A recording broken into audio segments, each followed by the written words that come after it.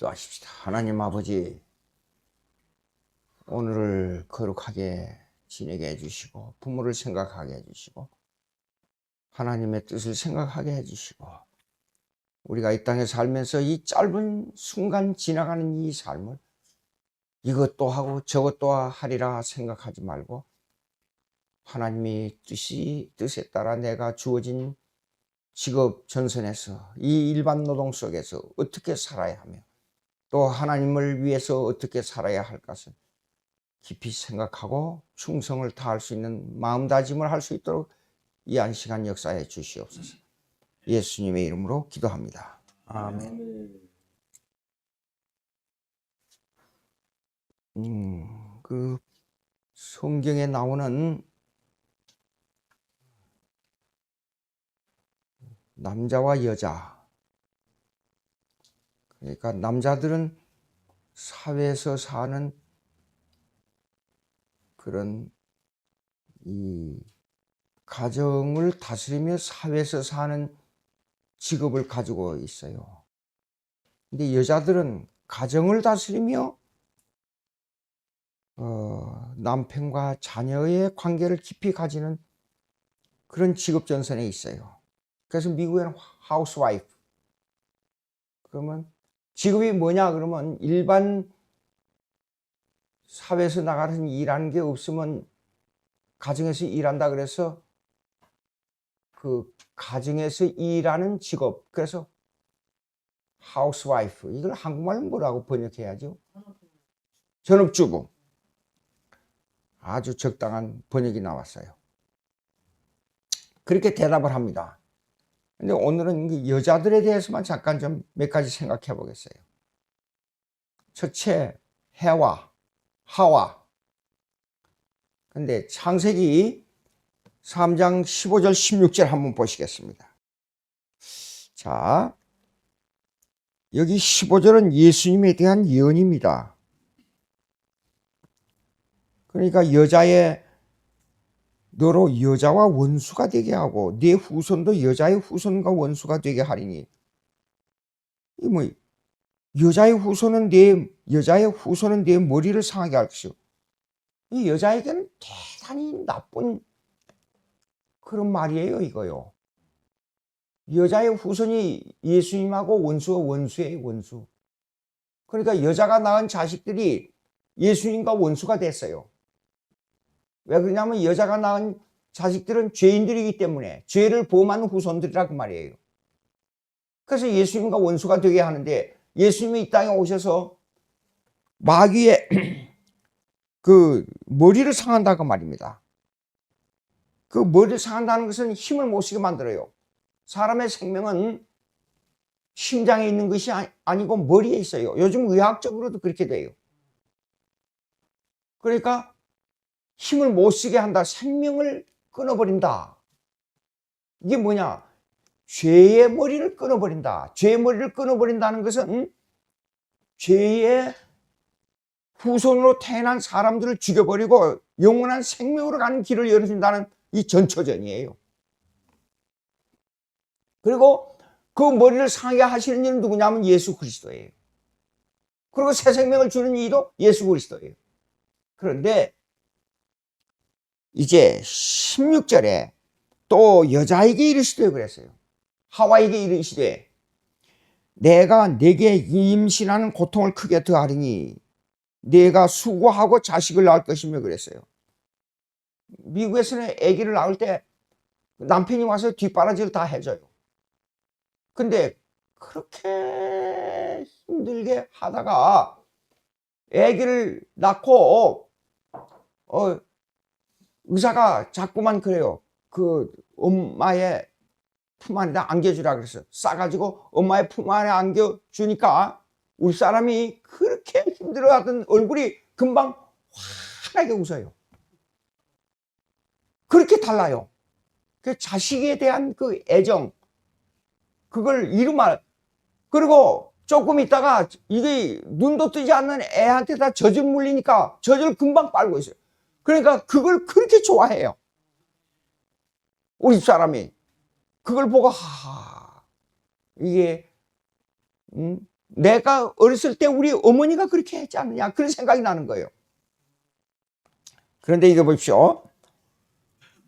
수고하고 자식을 낳을 것이면 너는 남편을 원하고 그랬어요. 이거 남편을 원한다는 말은 이게 이렇습니다. 테스크톤이라 그래요. 테스크톤. 이 말은 남편에 관한 욕망을 가진다 그런 뜻이에요. desire. 예? desire. 남편에 대한 욕망이 뭐예요? 그 욕망이 뭡니까? 그 욕망은 이것입니다. 이전엔 남편을 조종해가지고 선악과를 따먹게 했어요. 그런 욕망이 있어도 이제는 그것이 안 돼. 그래서 너는 남편을 가진 욕망을 가지고 있으나 남편은 너를 다스릴 것이니라 그랬어요. 자, 제가 살면서 느낌이 있어요. 평상시에 좀 우스운 얘기를 해야 되겠는데 문 남자들이 우리 사람을 그렇게 원했어요. 그리고 줄줄줄 따라다녔어요. 그리고 우리 사람도 그 학교 대학부 다닐 때 다른 여자들 다 알고 있어요. 저를 따라다니면서 욕심을 낸 여자들이 이름을 다 알고 있어요. 우리 사람도. 그런데 조용하고 여러분 봐서 알잖아요. 우리 사람. 조용하고 말이 없고 스케일이 굉장히 커요. 그리고 학구력이 아주 강합니다. 4년 동안 공부할 때도 우등생으로 공부를 했어요. 그런데 막상 살아보니까 왜 그렇게 짜증이 많은지 모르겠어요. 그래서 내가 아니 굉장히 폭이 넓고 굉장히 마음이 넓은 인상을 가지고 있는데 어찌 그렇게 짜증이 많으냐고. 보십시오. 재밌는 게 있어요. 둘이 살다가 논쟁이 벌어지잖아요. 논쟁이 벌어지면 분명히 가만히 들어보면 이게 우리 사람이 옳은 것 같아요. 근데 제가 순종을 안 해요. 순종이라고 하면 말이 좀 이상하지만 절대 그 말 안 들어요. 틀린데도 불구하고 내가 틀린데도 불구하고 일단 무시하고 봐요. 이게 왜 이렇게 되는가 그걸 생각을 오랫동안 한 거예요. 제가요. 이게 분명히 이렇게 되면 부부 싸움이 되고 문제가 생기고 다툼이 크게 될 텐데 이게 왜 이렇게 되는가를 깊이 생각해 본 거예요. 근데 보니까 성경에서 그 원인을 찾았어요. 제 후배 목사님이 와가지고 목회를 크게 했어요. 한 500명 했어요. 그리고 교회 유치원 다 했어요. 그런데 문제가 생겼어요. 그 문제가 생겼을 때 그 옆에서 사모님이 이게 이 유치원도 문 닫자. 그런데 그 사모님이 우리 셋이 이 얘기를 밥 먹다가 이 얘기를 하는데 사모님이 저한테 그래요. 목사님 그래요. 왜요? 우리 남편 있잖아요. 절대로 제 말 안 듣습니다. 그래서 그 뭡니까? 그랬더니 교회가 그 옆에 부동산 문제로 옆에 건물하고 다툼이 생겨가지고 싸울 때 이거 애들이 와서 자꾸만 시비하고 문제가 생기니까 이 유치원 문 닫자 이겁니다. 근데 절대로 남편이 말 안 들었대요. 그래서 그게 문제가 생겨가지고 교회를 다른 데로 옮기게 된 거예요. 그래서 교인들이 다른 데로 옮기다 보니까 또 재정 문제가 생겨가지고 교인이 반 이상이 줄어버렸어요. 근데 절 보고 그래요, 사모님. 아니, 왜 우리 목사님은 왜 내 말을 그렇게 안 듣는지 모르겠다고 그래요. 그래서 제가 그랬어요. 저도 그렇습니다. 여기서 찾았어요. 그래서 자문의 말씀대로 지혜로운 여자가 아주 중요하구나. 옛말에 이런 말이 있지요. 나라가 위태로울 때 충성된 신하가 필요하고 가정이 위태로울 때 지혜로운 여자가 필요하다. 그 말이 맞아요. 자, 그 다음에 두 번째 한번 아브라함의 아내 사라를 한번 생각해 봅시다. 사라.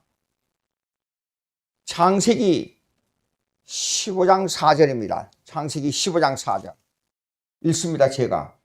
여호와의 말씀이 그에게 임하여 이르시되 그 사람이 내 상속자가 아니라 네 몸에서 날 자가 내 상속자가 되리라 하시고 그랬어요. 사실 아브라함의 아내는 둘이었어요.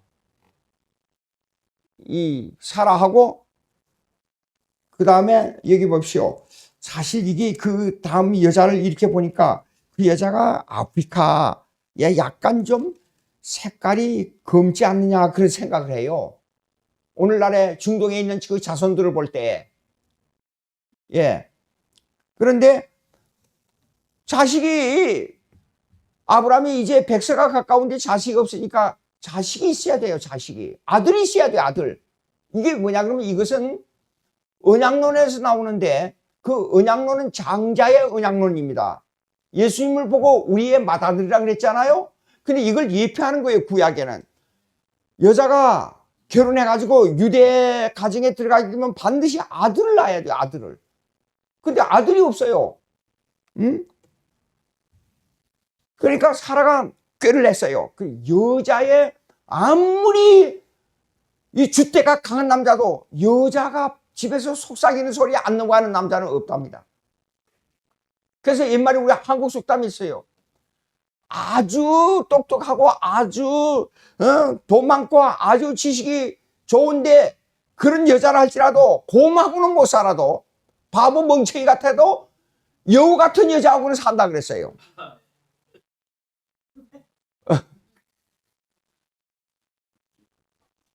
그러니까 이 여자의 속삭임이 이 힘을 가지고 대항하고, 제가 미국에서 목회하면서 보니까 여러 가정들이 있었잖아요. 그 가정들이 있는데 이래요. 아, 남자보다도 여자가 훨씬 똑똑해요. 머리가 좋고 돈을 버는 재주도 좋고 기업에도 능하고. 근데 둘이 자꾸만 다퉈요. 근데 저 생각에는 젊은 나이니까 그 경험을 못했죠. 제가 아니 왜 저 집이 왜 저렇게 다투지? 여자가 얘기하면 좀 이렇게 받들어주면서 이렇게 응용하면 될 텐데 왜 그러지? 그런데 막상 우리 사람하고 이렇게 이 삶에 대한 것을 이렇게 그 가정하고 비교를 해보니까 하나 이해되는 게 있어요. 남자는 자기 고집을 안 꺾어요. 그래서 결론이 뭐냐?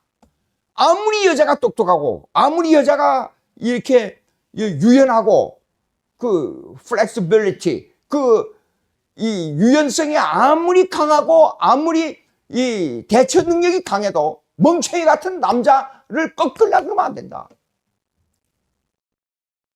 그런 생각을 했어요. 왜? 지혜로운 여자는 뱀같이 지혜로운데 조용하게 일을 처리하고, 뱀은 다니면서 소리가 없어요. 조용하게 일을 처리하고 남자를 옹호해 주면서 그걸 뒤에서 조종할 수 있는 능력이 있어야 돼요. 근데 사라가 속삭였어요. 우리 자식을 낳아야 되겠는데 하나님 아버지, 그 두 아이를 뱃속에서, 사라의 뱃속에서 난 아이하고 하갈에서 뱃속에서 난 아이하고, 아이가 아직 아기를 낳은 경험이 없으니까 두 아이가 배다른 아이로 말미암아 어떤 문제가 생길 것을 전혀 예측을 못한 것 같아요. 성경을 보니까. 예. 그래서 이 아이, 남자 아이만 하나 낳으면 하나님께서 약속한 후계자가 되지 않겠느냐 그렇게 생각하고 하갈을 택해서 아기를 낳는데, 이걸로 말미암아 엄청난 인류의 사건이 벌어졌는데 16장 12절 한번 보세요. 16장 12절.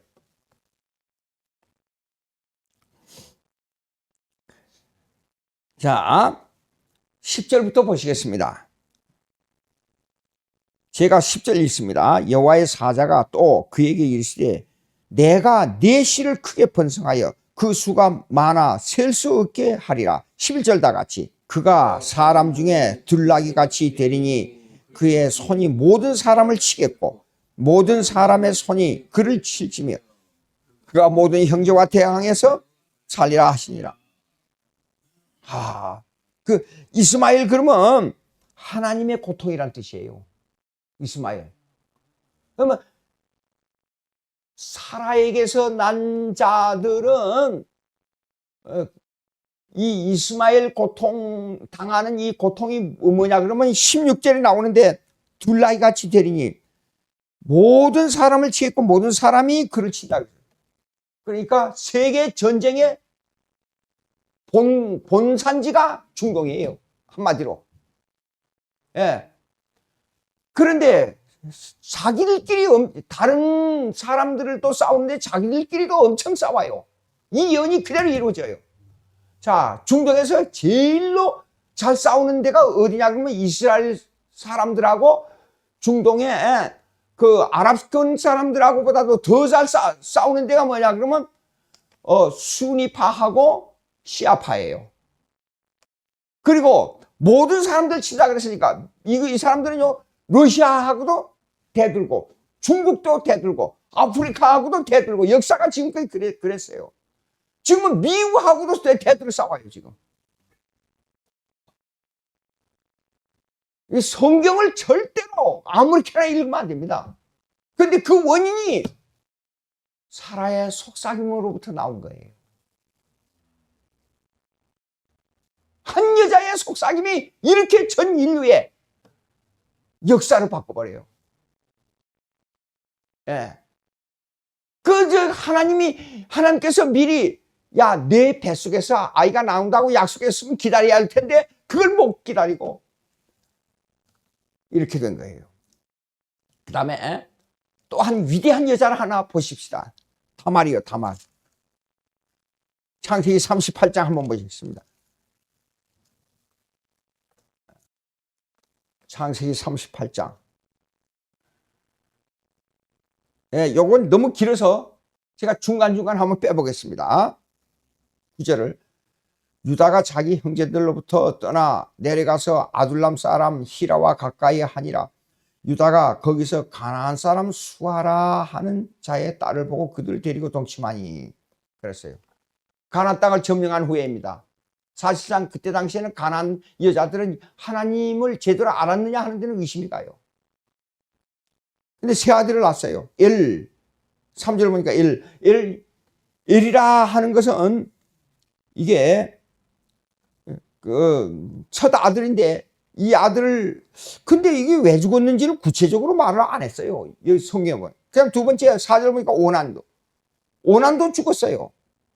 근데 이 오난이 죽은 원인이 있어요. 엘이 하나님 앞에 악을 행했다는데 뭔지 모르겠고, 오난도 우리가 구체적으로 모르는데 한 가지 우리가 잡히는 게 있어요.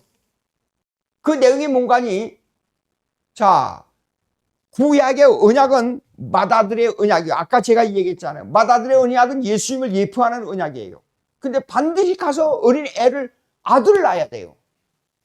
그런데 이 족보를 유지하기 위해서 아들 셋이 있잖아요. 여기에 3명, 한 명, 그 다음에 오난, 둘째 아들이에요. 근데 엘이 죽고 나서 그러면 여기가 죽었기 때문에 여기에 엘의 아내가 누구냐면 다말이에요. 다말. 그러면 자손을 유지하기 위해서 다말이라는 여자를 오난 둘째에게 시집을 보내야 돼요. 그러니까 자기 형수가 아내가 된 거예요. 오난이. 그리고 이 아이를 낳으면 이 아이는 누구에게 입적이 되냐면 이 엘의 족속으로 입적이 돼요.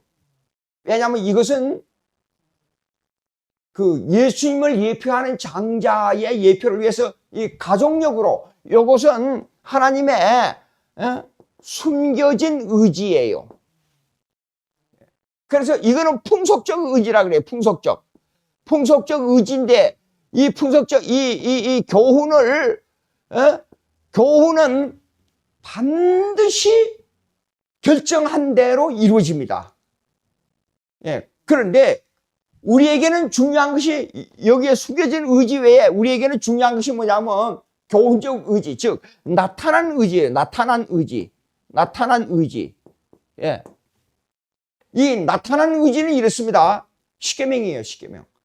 십계명은 숨겨진 의지에 이 풍속적 교훈은 반드시 100% 하나님의 뜻대로 이루어져요.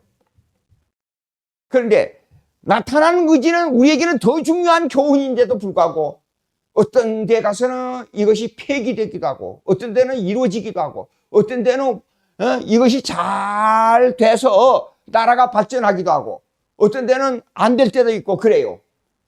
우리에게는 절대 교훈인데도 그래요. 그러나 숨겨진 의지는 풍속적인 의지로 나타났지만 반드시 100% 하나님의 뜻대로 돼요. 자, 제 이름이 성경에는 없어요. 그렇죠? 제가 가끔 엉뚱한 생각을 자주 하는, 이상한 생각을 자주 하는 사람이에요. 내가 여기 마태복음 1장에 족보들이 나오잖아요. 누구. 내가 그때 태어나서 이 마태복음에 족보에 제 이름이 오래전에 태어나가지고 이 족보에 이름이 있으면 내 이름이 여기 나와가지고 수많은 사람들이 내 이름을 읽을 거 아니야. 그런 생각을, 그런 엉뚱한 생각을 해요, 제가. 가끔. 그러면 오나니 가만히 생각해 보니까 자기가 낳은 아들이 어디로 들어가냐 그러면 저기 얘를 형의 족보에다가 입적한단 말이에요. 그러니까 정약을 어디다 쏟아버리냐면 바깥에다 쏟아버렸어요, 이게요. 예. 그러니까 이것이 하나님의 악을 행함으로 죽여버렸어요. 왜? 이 언약은 절대 언약입니다. 하나님께서 시킨 대로 해야 돼요, 이거는요. 풍속적 교훈이지만은. 이거는 하나님의 언약이 들어있기 때문에. 그런데 마지막 아들 하나 남아있어요. 이제 셀라가 있는데 몇 절이냐 그러면 11절. 유다가 그의 며느리 다말에게 이르되 수절하고 네 아버지 집에 친정으로 가라 그 말입니다. 있어 내 아들 셀라가 장성하기를 기다리라 하니 셀라도 그 형들과 같이 죽일까 염려함이라. 엘도 죽었고 오난도 죽었어. 그러니까 이것도 잘못하면 쉽게 말해서 이거 생각합니다. 이걸 가지고 미로 생각하면 저 마가 낀 여자가 우리 집에 하나 들어와가지고 두 형제를 죽여버리고 마지막 어린애가 있는 이 셀라도 죽으면 어떡하냐. 이 걱정이 태산 같은 거예요. 족보를 따라서 아들을 분명히 대를 이어야 되겠는데. 그래서 어른이 될 때까지 너 친정의 아버지 집에 가 있으라. 그러고 보내버리고 셀라가 어른이 됐어요. 근데도 부르질 않았어요. 죽을까 봐서. 그런데 마침 이제 친정에 가 있는 아버지 집에 양을 치러 자기 시아버지가 온다는 얘기를 들었어요. 유다 시아버지가 온다. 그래서 생각을 하다가 다말이 암만 생각해도 내가 여기 와서 보니까 어떻게 하든지 이 집안에서 어린애를 낳아가지고 장자의 명분을 가지고 유다 족속의 명분 대를 이어야겠다는 이 믿음이 강하게 작용했어요. 그러다 보니까 방법이 없다. 그 대를 잇는 것은 시아버지를 유혹하는 수밖에 없다. 이렇게 생각한 거예요. 어떤 분이 우리 한국의 유명한 이분이 있잖아요. 예? 이걸 설명할 때 아무 의미 없이 이 내용의 풍속적 교훈과 의지적 교훈의 내용도 모르고 무조건 어떻게 해든지 애기만 낳아야겠다는 믿음이 있기 때문에 그랬다는 그 말만 하고 끝나버려요. 그게 아니라 그 배경에는 하나님의 이런 언약이 들어있다 그 말이에요. 근데 양을 치러 온다 그래서 변장을 한 거예요. 창녀로 변장을 한 거예요. 예. 그래가지고 길목에 양을 치러 오는 길목에 딱 버티고 앉아서 있었단 말이에요. 근데 이 성경에 우리가 잘 알아야 될 것은 어떤 경우든지 홀로 된 여자가 홀로 된 남자하고 합방을 하게 되면 이 율법에 그때 당시 이스라엘에 내려온 율법에 어긋나지 않아요. 근데 그 전에 누가 죽었냐 그러면 유다의 아내, 쉽게 말해서 다말의 시어머니가 세상을 떠났어요. 그러니까 자기 시아버지도 홀몸이고 자기도 홀몸이에요. 그 조건이 딱 맞아 떨어졌어요. 이걸 이용한 거예요. 어느 누구하고 이렇게 돼도 이거는 간음죄가 아니다. 그래가지고 와서 유혹을 하니까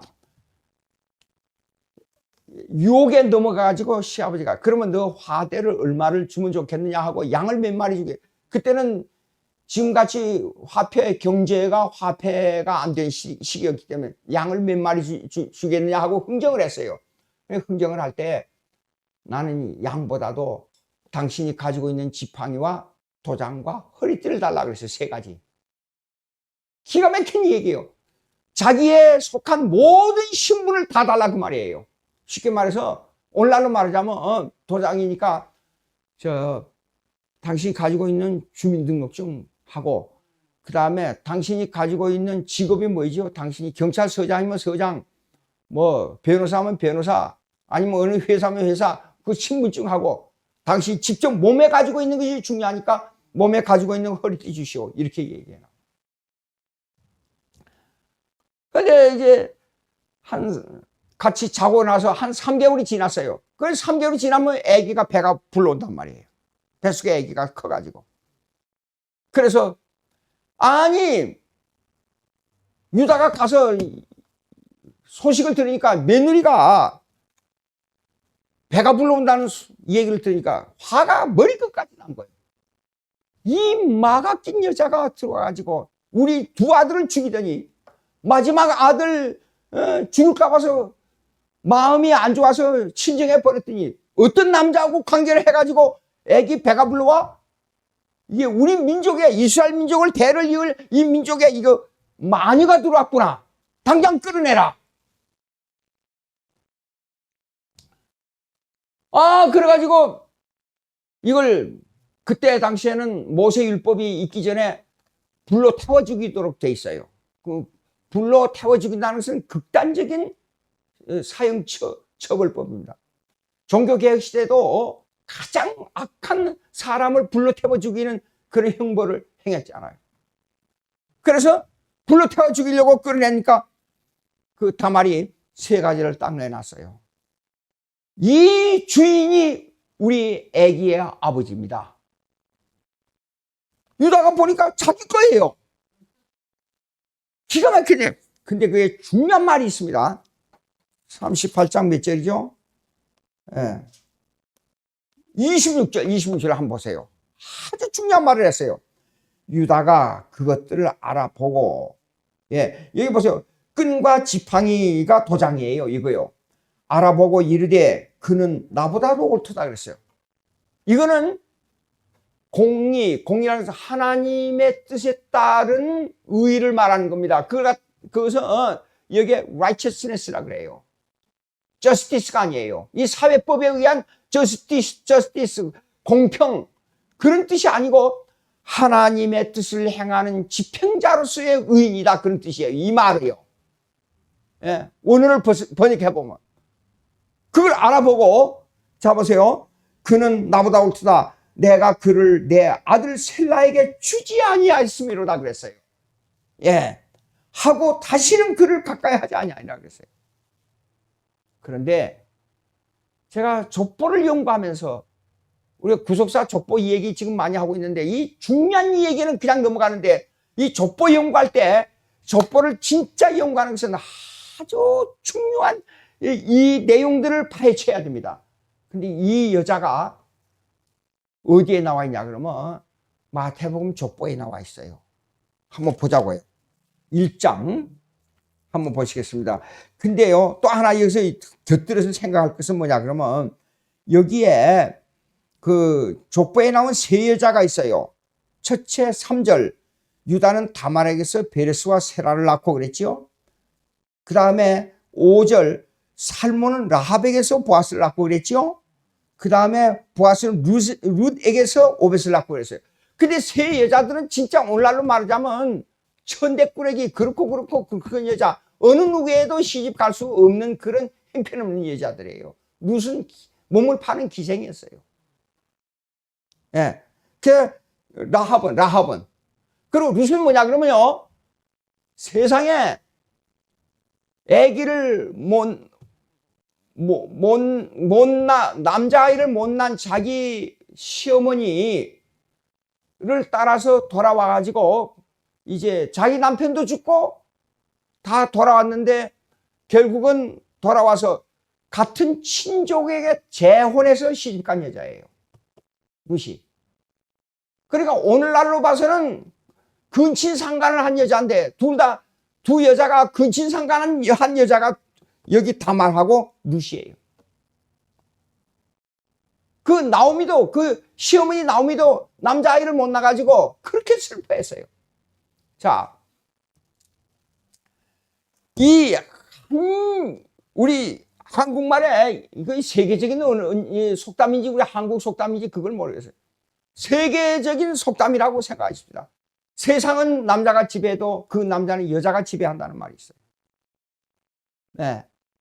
이 지혜로운 여자가 그렇게 중요해요. 사사기에 봅시다. 다시 한번 이제 사사기에 봅시다. 사사기에 보니까 여선지자 두보라가 있는데 이 전쟁의 사령관이었어요. 남자들이 하지 못하는. 그 다음에 14장, 사사기 14장에 보게 되면 솔로몬과 데릴라가 있지요. 사사기에 나온 두 여자는 극단적인 여자예요. 한쪽에서는 완전히 악마의 역사를 한 여자고 한쪽에서는 완전히 하나님의 여종으로서의 엄청난 일을 한 여자예요. 그런데 들라는 뭐냐면 삼손을 속여가지고 머리를 잘랐잖아요. 그 머리에서 그 어린애를 낳을 때, 삼손을 낳을 때 절대 머리를 자르지 마라 그랬거든요. 힘은 여기에서 나온다고.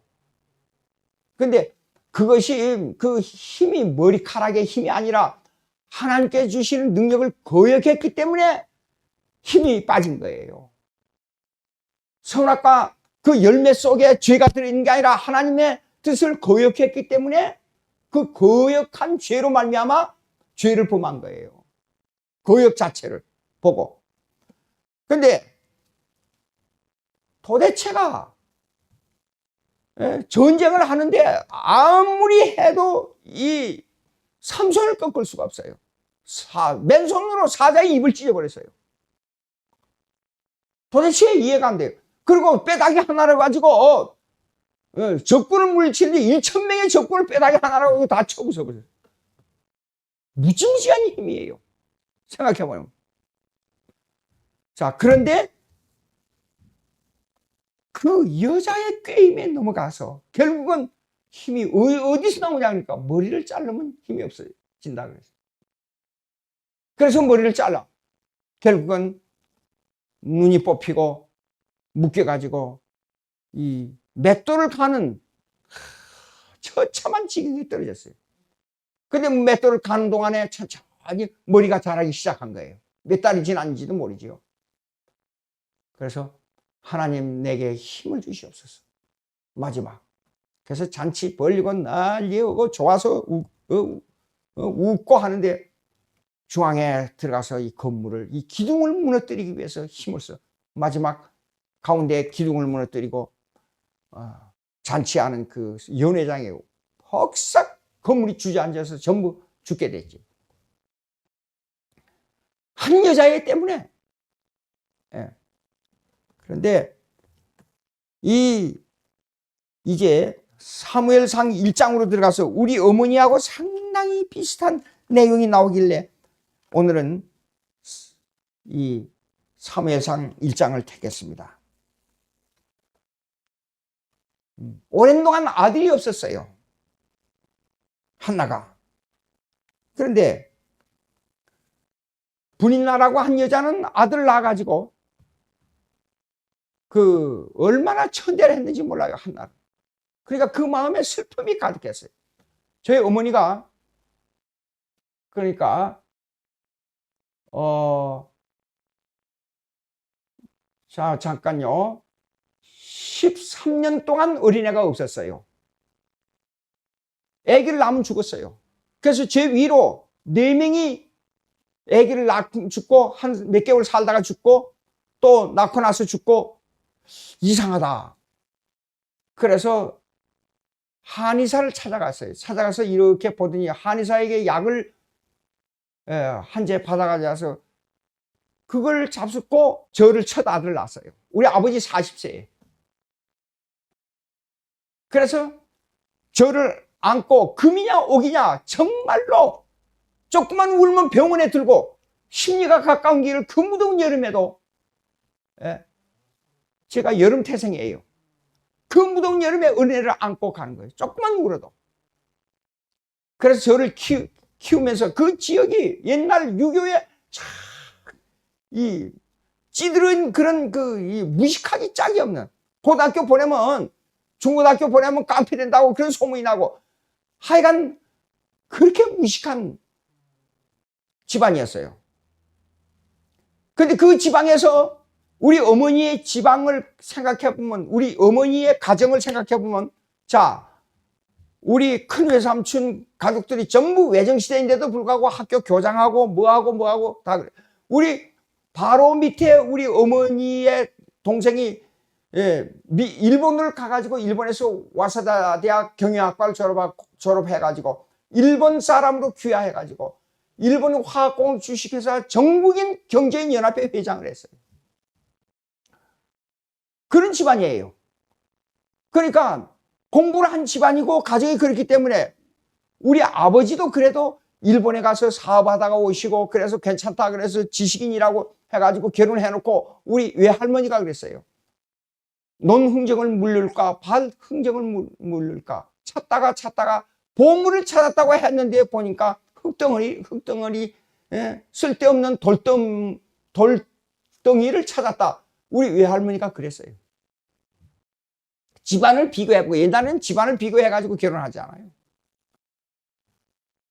그런데 그때 우리 어머니 살짝 지나가면서 제게 하는 말씀이, 아기가 없을 때 나에게 준 집안의 수모가 이루 말할 수 없었다 그랬어요. 그 수모가. 그리고 왜 어린애가 죽었냐? 나중에 알고 보니까 의학이 발달되지 않았기 때문에 몰랐죠. 나중에 알고 보니까 우리 어머니 당뇨가 있었단 말이에요. 당뇨가. 예. 근데 우리 아버지 체질은 아주 강단이 있는 체질이에요. 그 포화 속에서도 살아나오고 그 어려움 속에서도 일본의 징용으로 잡혀가가지고 한국 사람들이 일본말 못하지 않아요. 근데 우리 아버지는 일본말 한문도 잘하고 일본말을 잘했다고. 그래서 한국 사람들이 무슨 일이 있으면 일본말로 통역해가지고 도와주고 뭐 그런 일이 있었어요. 근데 그걸 부대장이 알고 있었답니다. 말 들으니까. 부대장이 알고 있는데도 사람이 성실하고 정직하고 바르고 그러니까 그걸 용납을 해준 거예요. 근데 우리 아버지 말씀이 그래요. 일본 사람들은 국법을 어겨도 사람이 정직하면 봐준 게 있다. 근데 한국 사람들은 아무리 정직하고 해도 똑똑한 놈을 밑에서부터 쳐버리려고 그런다. 이게 나쁜 놈이다. 그리고 어렸을 때 자랄 때 김구 선생이 죽은 것을 그렇게 아쉬워했어요. 우리 민족이 잘 되려면 김구 선생을 살려야 되는데 그게 어렸을 때 제가 알 게 뭐예요? 그 무슨 말인가 알지는 못했어요. 예. 그런데 우리 어머니 수모를 참고 일본에 가 계실 때 우리 어머니 홀로 우리 할아버지 할머니 장례를 다 치렀어요. 예. 그러고 나서 저를 낳았단 말이에요. 예. 근데 그 어린 아이를 안고 이 지역은 사람들이 지식이 부족하고 도덕이 부족하고 윤리가 부족해서 술도 안 먹고 담배를 안 먹고 바로 키울 수 있는 길이 무엇인가를 그렇게 곰곰이 생각했다는 거예요. 그러니까 지금 생각해보면 우리 어머니 예수 믿을 수 있는 길을 하나님께서 미리 예비하고 있었어요. 그 마음을 주신 것을 예배하고 있다가 학교 다닐 때 저쪽에 우리 8천, 4천, 6천들이 시족 사회였어요. 그때 당시에 시골. 우리 그때 가서 야 너 대선이 형 알지? 우리 제조. 고려대 법대를 졸업했어요. 근데 고시 1차 시험에 안 되고 2차 면접에서 여러 번 떨어졌어요. 알고 보니까 6.25 사변 때 우리 작은아버지가 경찰한테 총살당했어요. 그것이 기록이 남아가지고 박정희 대통령 때 고려대 시골에서 공부해가지고 고려대 법대를 들어갔으면 머리가 좋은 사람이에요. 그런데 그것 때문에 면접에 2차에서 다 3번, 4번 떨어진 거예요. 그래서 사법고시를 포기하고 말았어요. 그래서 미국으로 들어가 버렸어요. 이름이 대선이에요, 대선이. 예. 근데 우리 형제간들이 전부 대자 돌림이에요. 알고 보니까 큰 대자 돌림이 왜 그러냐 하니까 김해김 씨의 46대 손인데 46대 손에 대자 돌림이 우리 같은 46대 손이에요. 김대중하고. 그래서 대선이에요. 야, 너 대선이 형은 술도 안 먹고 뭣도 안 먹고 아무것도 안 먹고 저렇게 다니면서 알고 보니까 우리 대선이 형이 교회 다녀요. 교회. 예. 지금 미국 가서 장로로 지내게 돼. 자꾸만 대선이 얘기를 하는 거예요. 대선이. 자라면서 우리 어머니 저를 교육하기 위해서 그 말씀을 했구나. 나중에 알게 돼요. 예. 자, 근데 여기에서 나온 것이 이제 한나가 자식을 낳아가지고 머리를 자르지 않고, 아까 제가 왜 머리를 자르지 않았다 한 것은 뭐냐 그러면, 구약에는 자기 몸을 그대로 간직하는 것을, 하나님께서 주신 것을 간직하는 걸로 인식이 돼요. 그러니까 머리를 자르면 안 돼요. 근데 그것도 머리를 자르지 않는 유교에도 머리 자르지 말란 말이 있었단 말이에요. 그거 이상해요. 어쨌든 이 종교적인 개념은 서로 통하는 게 많이 있는가 봐요. 그런데 문제가 뭔가니 사무엘을 갖다 바쳐야 돼요. 약속대로 머리도 자르지 않고 이게 선지자 되고 하나님의 사람으로 만들기 위해서 이걸 바쳐야 돼요. 그래서 제사장 엘리에게 가서 이걸 바친다고 했단 말이에요. 얼마나 천대를 받는 거 아니. 제사장 엘리도요, 저 여자를 보고 저 술이 취했구나. 그래서 자기 억울함을 호소하면서 나는 술이 취한 거 아닙니다. 분이 나에게 이렇게 고통을 당하고 애기 없다는 것 때문에 내가 하나님 앞에 기도하면서 호소하는 겁니다. 그래서 그 기도의 응답으로 아기를 낳았단 말이에요. 그리고 하나님께 바쳐. 그런데 그 기쁨의 노래가 시가 2장에 나와요. 예. 그런데 한편으로 생각할 게 있어요. 이 어린애를 다른 데다가 보내면서 그 마음이 어땠을까 하는 내용이 나오는데 그 시가 이래요. 부하기도 하시며 가난하기도 하시며 엎드러지기도 하시며. 2장 사무엘상 2장 보시겠습니다. 2장 6절부터 여호와는 죽이기도 하시고 살리기도 하시며 수월에 내리게도 하시고 거기에서 올리기도 하시는도다. 여호와는 가난하기도 하시고 부하기도 하시며 낮추기도 하시고 높이기도 하시는도다. 가난한 자를 진토에서 일으키시며 빈궁한 자를 거름더미에서 올리사 기족들과 함께 앉게 하시며 영광의 자리를 차지하게 하시는도다.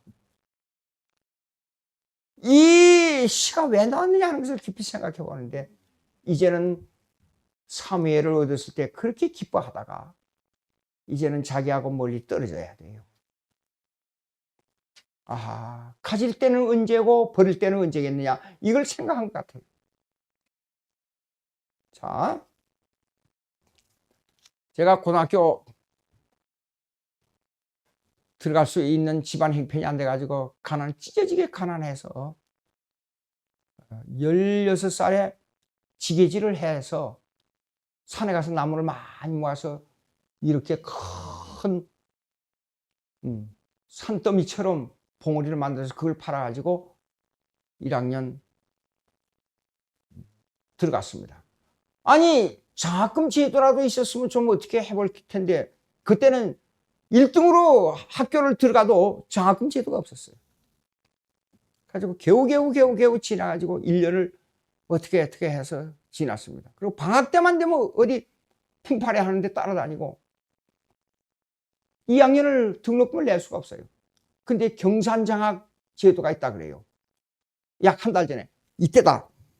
아니, 가난하기 때문에 문제가 뭔가 하니 일을 하다가 갑자기 공부를 해야 되고, 갑자기 공부를 하다가 또 뭔 일을 해야 되고, 이게 공부가 질서가 안 잡히는 거예요. 여기에 다니면서 학원에 다니고 공부하고, 저 정도로 공부를 하게 되면 내 서울대학교 1등으로 들어가겠다. 그런 생각을 한 거예요. 그래도 맨날 성적 뒤쳐졌다고 난리고 한 번도 학원에 다닌 적도 없는데 한 달 만에 여기저기 막 공부를 해가지고 장학생이 됐네요. 그래가지고 2년을 마쳤어요. 3학년을 어떻게 졸업해야죠? 1년 장학금밖에 한 2년 좀 주면 얼마나 좋겠어요. 1년 장학금밖에 안 줘요. 그것도 하태호 씨가 광산업을 하는 사람이 돈을 벌어가지고 1년 장학금 준다고 해야지. 고등학교 3학년 안 되겠다. 그래서 학생들 모아가지고 초등학생들을 모아서 애들 가르치는 거예요. 예. 가정교사 들어가니까 그 집에서 그 부잣집 기와집 밑에서 밥은 공짜로 얻어먹지요? 저녁이 되면 1시간씩만 가르쳐주면 되니까. 예. 올해도 고등학교 3학년이 편하게 됐단 말이에요. 그럴 때 가방을 싸들고 집을 나섰어요. 처음으로 제가 우리 집에서 가방을 싸들고 우리 집을 나섭니다.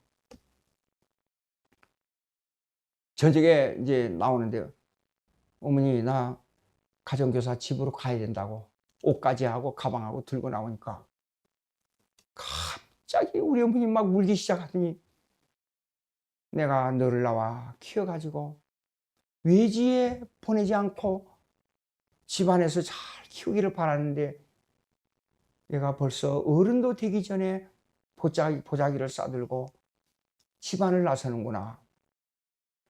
그래서 울면서 뒷내가에 혀지는 그 내가 그 장소가 우리 어머니하고 마지막 헤어진 그 장소까지 따라 나와. 그래서 멀리 큰 시내 강처럼 상당히 큰 시내입니다. 시내를 돌아서 저 건너에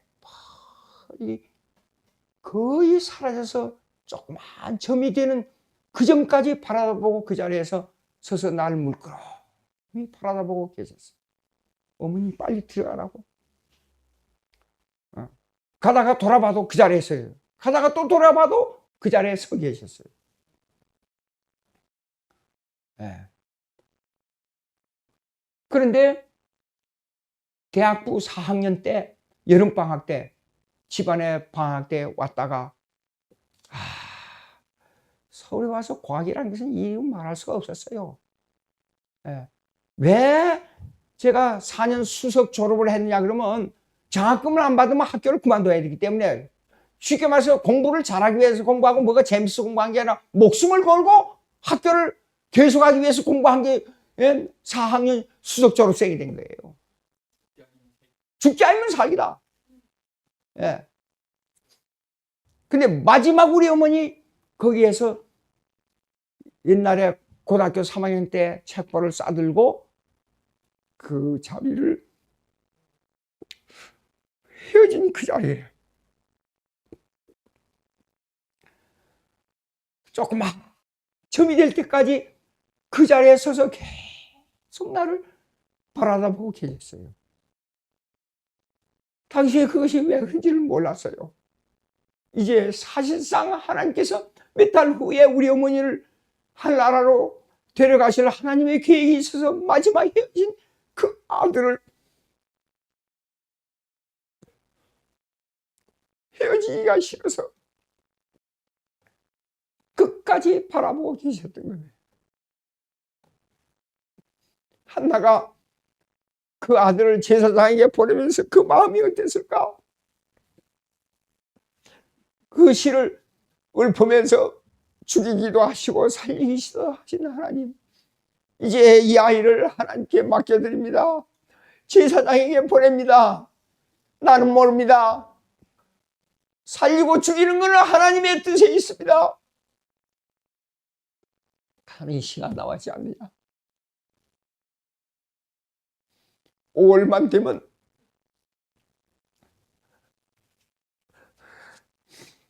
제가 결혼하고 어머니에게 따뜻한 밥 한 그릇을 해야 되겠다. 어디서 보니까 좋은 목도리가 있어서 목도리를 사다가 어머니에게 보내줘야지. 다음 방학 때 가면 이 어머니에게 보내지. 올 추운 겨울이 오면 이 목도리를 둘리시면 되겠다. 그래서 그걸 사서 교회 앞에 갖다 놓고 이제는 집안 시골에 내려갈 때만 기다리고 있었는데 어머니 세상 떠났다는 통보가 온 거예요.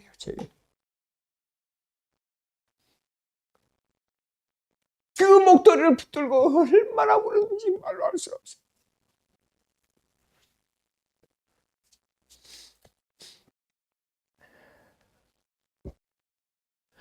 왜 내게는 효도할 수 있는 기회가 없었는가? 왜 내게는 결혼해서 우리 삼남매를 낳고 이것을 보고 기뻐하는 어머니의 모습이 내게는 없었는가? 아버지를 모시고 같이 비행기를 타고 미국으로 떠나면서 아버지는 일부러 아니 안 된다 내버려둬 어떤 경우도 안 돼 내가 직접 모시러 간다 아버지를 모시고 비행기를 타는 순간 어머니 생각에 견딜 수가 없어서 거기서 공항에서 얼마나 울었는지 몰라요. 어머니하고 같이 부모님을 모시고 미국으로 갔으면 얼마나 좋았을까.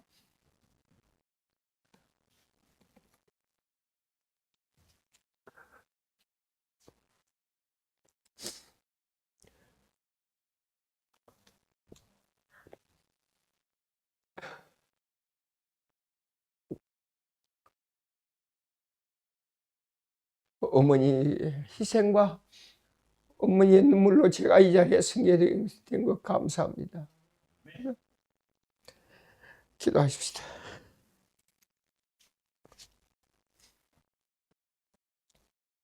하나님 아버지, 이 연약한 죄인을 주님 받아주시고 나의 삶이 어머니의 삶처럼 희생의 삶이 되도록 주님 역사해 주시옵소서. 예수님의 이름으로 기도합니다. 아멘.